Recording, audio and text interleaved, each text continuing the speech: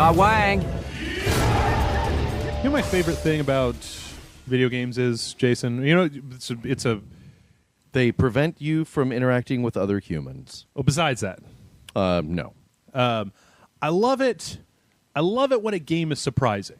Okay. And it's becoming the sort of thing that we see less and less these days because, I mean, how many Assassin's Creed 4 videos are there out there right now? God, is it 2 billion or I think they've showed us everything. 3 billion? I think if you just piece all the trailers together, it's just the game. They're just releasing it in 30-second increments. But that's not what we're talking about today. We're talking about what I consider to be probably one of the first big, awesome surprises of 2013, Shadow Warrior, of all things. What? The remake of the kind of racist 3D Realms spin-off. But nostalgia kills, Jeff. 3D Realms. Yeah, I know, but in this case, it didn't. It was good. You're lying. Okay, so But what about Rise of the Triad? Those yeah. are two that go hand in hand. What's next? You're going to tell me the Redneck Rampage game was good? Redneck Rampage is all right. What are you talking about? No, the remake. Oh, there was a remake of Redneck Rampage? No, I'm just saying it was a hypothetical. Oh, okay. Well, I don't know. I'd have to play it. Anyway, when I went into this, and you know, it's funny because I heard about them remaking Shadow Warrior a long time ago. I think they did like a Kickstarter or some kind of fundraiser. Yeah. And I heard about it, and it was just like, oh god, here's another one on the fucking remake train. Right. Like, ooh, the beloved cult classic Shadow Warrior. Shadow Warrior wasn't really that great of a game. Like, I feel like Duke Nukem did everything Shadow Warrior did, but way better. Yeah, that's why everybody remembers Duke Nukem, and less people remember Shadow Warrior. Right. I mean, you know, it was basically just this weird Asian knockoff of Duke Nukem with Lo Wang, the titular protagonist, who walked around spouting one-liners in a terrible Asian accent. I bet the guy doing the voice, not Asian. Probably not at all. It's actually Mickey Rooney from Breakfast at Tiffany's. But I got my first taste of this at RTX. Devolver Digital, the publisher, was there, and they had it set up at a station. I was like, ooh, look, there's Hotline Miami 2. I want to play that, and here's that. I actually went back on like the end of the last day, and I was like, yeah, give the Shadow Warrior a try. And I was really impressed by what I saw. And so when it came out, I kind of made sure to get it and play it. And you know what? This is a good game. Like, and it surprised the fuck out of me because So is it good for like AAA release good? Is it what kind of good is it? All right. Well, what are the caveats? I don't really know that there even are any. I mean, if it was okay. Well, there are some problems. I tell you what, we'll get it out. Let's start at the beginning where we normally start. Yeah. The story of Shadow Warrior. So once again, in Shadow Warrior, you are taking the role of Lo Wang. And he has been contracted by his employer, another throwback to the old game, Master Sensei Zilla, just Zilla, to basically buy this sword off of these dudes. And he goes to buy this sword, the Nobitsura Kage or whatever, and then suddenly all hell breaks loose. You get the part in Kill Bill with all the dudes. Yeah, House of Blue Leaves. Yeah. Is that what it is? Yep. I thought that was a jazz bar. And then a bunch of magic comes in, and there's some demons, and suddenly it's like, what the fuck? There's demons all over the place. And Lo Wang gets hooked up with this kind of mystical ghost sidekick called Hoji that's a mask, and he's like a demon, but he can't do anything. But he's basically there to have one-liners and do back and forth. The demon of one-liners. Yeah, banter. You know what he reminds me of is a cross between, like, okay, so you remember in Darksiders, the Mark Hamill character that was there to keep war in check? And then in, you know, everywhere else that Mark Hamill is, or the Joker, Mark Hamill, it's kind of like right in between there. Okay. Like he's funny, but he's still kind of sinister. He's got some motives, but you're not sure about it. So these two basically embark on a journey to get all three pieces of this mythical sword, and for reasons unknown. And from there, it's basically an excuse to go and chop up demons. By the end of the game, they've actually fleshed the story out in ways that are, you know, it is not the greatest story that a video game has ever told, but it's more than just, it's like somebody actually had a story they wanted to tell. It wasn't just like, here is a flimsy excuse for us to chop up a bunch of demons. Right. There's actually, the way that the game progresses through the different levels makes sense in your search for this thing. You flip back and forth between the real world and this demon world, and so you get some giant boss battles there and some cool stuff like that. And it actually ended up by the end of the game, it was, you know what it reminded me of? It reminded me of Bulletstorm. Where at the beginning of the game, you got all this terrible one-liners and cheesy dialogue and stuff, and by the end of the game, I was like, I'm actually kind of invested with Lo Wang and his demon sidekick, you know? Sounds like Shadow Warrior might be trying to get into my pants. I think that if Shadow Warrior ever gets a console release, we're going to have to do one of those things where we do a second review where you get to play it, because there were people when we did the dojo for this that were just like, why isn't Jason here for this? And a lot of that comes back down to the actual action of the game, which the game has... It's kind of a throwback game. It's got, you got your sword, which is your main weapon, and then you've got a whole bunch of different guns. You've got a pistol, you've got a shotgun, you've got a machine gun, rocket launcher, grenade launcher, crossbow thing, blah, blah, blah, blah. But the first and the foremost, and what you end up actually using through most of the game, is the sword. And it's very simple. It's basically... you have a regular attack, and then you have like a power attack, and you can basically hit a direction when you're hitting the slice button to alter what direction you're moving the sword is. That's where it starts from. But then very early on in the game, you start getting powers, and that is where things start getting awesome. Like Saints Row 4 powers, or well, they're divided into two types of powers. There's sword powers. There's basically there's sword powers. There is and then there's like straight up magic basically that you get to use, and then there are upgrades for your guns. There's 3 upgrade trees in this game. With entirely separate things. I'm starting to see why you fell in love. But, the thing is that it's like you start out early on and you get your first sword power is you double tap in one direction and you hold down the button, and he holds the sword up, and you basically get this ability to have like an energy wave that comes out of it that'll just totally blow the people in front of you apart. But then you get like another one shortly thereafter. You can choose to pick this other one, where if you hit like left, or right, he'll pull the sword up, and then when you let go, he'll spin around in a circle, killing everything around you. And a lot of times, your viewpoint spins around, so you see a bunch of heads popping off if you get surrounded. So there's 4 different powers for the sword, and there's a whole separate tree that's basically just magic. And those you activate by hitting like direction, and then the right mouse button. And you have things like, you start out with heal, where you can basically just heal yourself up, because there is no regenerating health here. It's like old school rules of what? You've got a health bar, it goes Savages. down. I know. But then you've also got things like you can put up a shield with one hand while you're firing a gun with the other hand. You can do like an energy wave that knocks people down, or you can do another one that pops them up in the air and they hang there so you can attack them. And it really boils down to this interesting system where you've got... like those powers don't tend to do a hell of a lot of good when you have your sword out, except for heal. Well, actually, that's not even true. They're wonderful anytime, but you can choose. What do you want? Your sword? Do you want the guns? Do you want to use the gun special powers, or do you want to use your magic powers? And then the game, in every encounter, grades you on how creative you are in your mayhem.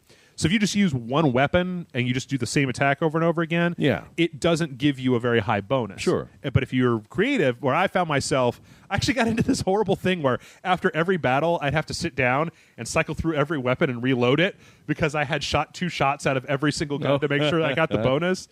But if you do that, you get a higher bonus, and that higher bonus means more upgrade points. I want to play it and see if it'll tell me you have offended God and humanity. Oh, yeah? For your creative murder. Oh. It's going to be like the last Starfighter. The devil's going to show up at your house and be like, you're too good at this, I need you to come with me now. Congratulations, Satan worshiper. Like, no, man. Another throwback in this game is that it also has... instead of being like, it's not an open world game, right? It's not a corridor shooter like Call of Duty. It's kind of a cross between the two, where you have these large engagement arenas that have a bunch of secrets. Like, I always got to the end of the level, and it'll show you at the end of the level, you've got 6 out of 8 secrets that you found in the level. I never found all the secrets in a level. Like, they're hidden back in the bamboo and in secret passages and places you have to shoot a barrel and it blows up a wall or whatever. There's a lot to explore in every level, and that's really where the kind of meat of this game is they definitely ratchet up the difficulty level with the individual monsters that you face, but a lot of times you go through this cycle where you clear out an arena full of monsters and then you scour that arena to find the power-ups and stuff, and then you move on forward. Kind of your typical arena play. Yeah, it just felt more open-ended than a lot of modern... Because most games these days, they don't have secrets. There'll be like an Easter egg here where you can find the developers or whatever. But like these were... the secrets here were more cash, more blood, which you use to upgrade your skill tree, and then chi crystals that you use to upgrade your powers. So there's a lot of incentive to going around and actually scouring these levels looking for stuff because it makes you that much more powerful when you go on. Also, is in the upgrades, every weapon in the game has a right mouse button function where if you hit the right mouse button, it does something different. Like with the standard pistol, if you hold down the right mouse button, you can fan shoot it, and so you shoot a lot faster. Yeah. Or with the submachine gun, if you hold down the right mouse button, you basically just pull out a second submachine gun and dual wield machine guns at people. Nice. One of the drawbacks that I have with this game is that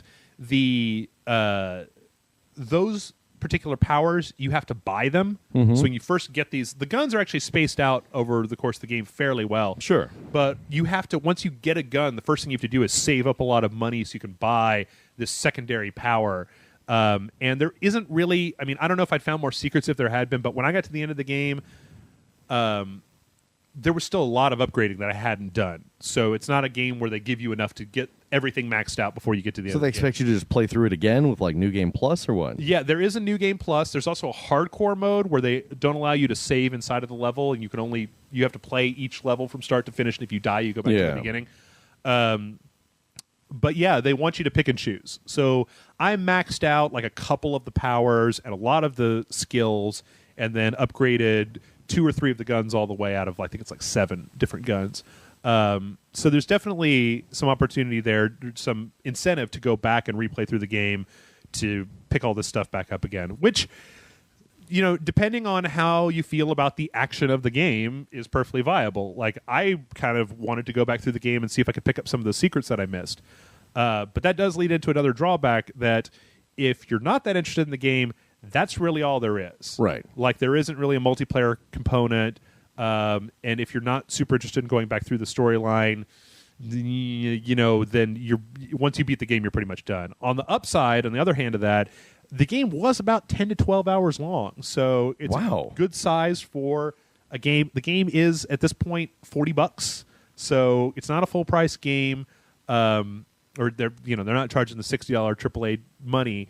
So it's a little bit less, but I felt like it was a really fun time that I had. Did it have any multiplayer or anything like that? No, I just said that. I just said it didn't have any multiplayer. Oh, I'm sorry. Yeah, you did. So it didn't have, the original, it had like deathmatch and basic stuff like that, right? Well, I think the original was just pulling off that Duke Nukem stuff. But yeah, since this is so different, it doesn't really have that. So yeah, your incentive to go back and play it is maybe not the greatest, but more and more these days, I'm feeling like that shouldn't even really be a big qualification when it comes to rating something, right. How much replay value it had. Because when I did play the game, outside of a few little hiccups, I had a super good time with it. Every time I sat down, I played it in like 4 or 5 hour stints because it was just that much fun. A few other drawbacks that I had were they do give you all the weapons by about 2/3 of the way through the game, right? And I wish that they would have either space those out a little bit more or giving you a few more things before the end of the game, because the last third of the game you kind of have everything you're going to have, so it's just a choice of it. Like, some of it started to become a little repetitive in the back third. Also, totally forgot what I was going to say. There was that, and some of the enemies were like, there was this one particular type of enemy in the game that was just a zillion times harder than other enemies, where most of the time in the engagements you have like the regular little small demons that come in a variety of different shapes and sizes, and then you have these like giant demons that show up, and they start to show up more and more often as the game goes on. And there's this one demon type that they want you to jump out of the way when it's running at you, and then shoot it in the back. Sure. But it takes for fucking ever to kill them. And sometimes towards the end of the game, they started to add those guys plus other guys in all at the same time. Right. And it became it's like the difficulty kind of spiked. Suddenly I found myself for the first time in maybe 3 or 4 years using the quick save button on a PC game to be like, I'm not doing that fucking first part over again. All right. So there was a little bit of that. There was also a few things like there's an upgrade that you get in the game that lets you pick up demon heads and use them as weapons. Yeah. You can only pick up one head. Like there's 3 or 4 different larger demons that you can kill in the game, but you only ever get to pick up the one head. And it was a little bit misleading when I read it because I was like, ooh, yeah, I want to use heads as weapons. And then it turns out there's only one type of demon that you can use that weapon as. Asterisk. May actually only be one head. Yes. Yeah, they didn't have a disclaimer in there. And then I don't know if it's just the sticker shock of having a new PC, but this game looked beautiful. I mean, Oh, yeah? Just all this kind of your traditional Asian stuff, koi ponds and cherry blossoms and shit like that, but then also... there were places that were just docks or whatever, and they had their typical outworld demon world. But there were, like I said, there's a few places where you fight some literal giant demons. Yeah. And those were really impressive, wandering around under somebody's foot trying to shoot Like them. Serious Sam level big. Like Yeah. I mean, like, stuff. most games these days would look at a boss fight like that and make you do a Shadow of the Colossus and jump around and hit stuff, but they don't. Also, I gotta say, I feel like the writing in this game was really good. And it was weird. I was going with it, but I found that when Lo Wang and Hoji are cracking wise between the two of them, there were places in the game where I actually found myself like chuckling and laughing. At one point, Lo Wang made a fucking Eddie Izzard joke, and I was like, "Who the hell made this game? Like, this is so weird." So yeah, I mean, at the end of the day, I just had a great time. Like, I started playing this game, and I had a really, really good time. From the beginning to the end of it. So I feel like it's not entirely a perfect game, and like I said, there's not a whole hell of a lot of replay value. I had a few issues with it. I'm going to give it a 4 out of 5. I feel like if you're into this sort of game, especially if you're the sort of person that's been looking for a first-person melee-based game, like this is definitely that game, because they do give you all the tools you need to wade into a bunch of demons that are all shooting at you and doing stuff and just whoop up so much ass that it's not even funny. It just makes me really excited for Daikatana. Daikatana, what? Like a remake of Daikatana. Oh, Yeah. I think that you may be disappointed. Oh, come on. You feel lucky, chump? I mean, punk? Damn, I always fuck that up.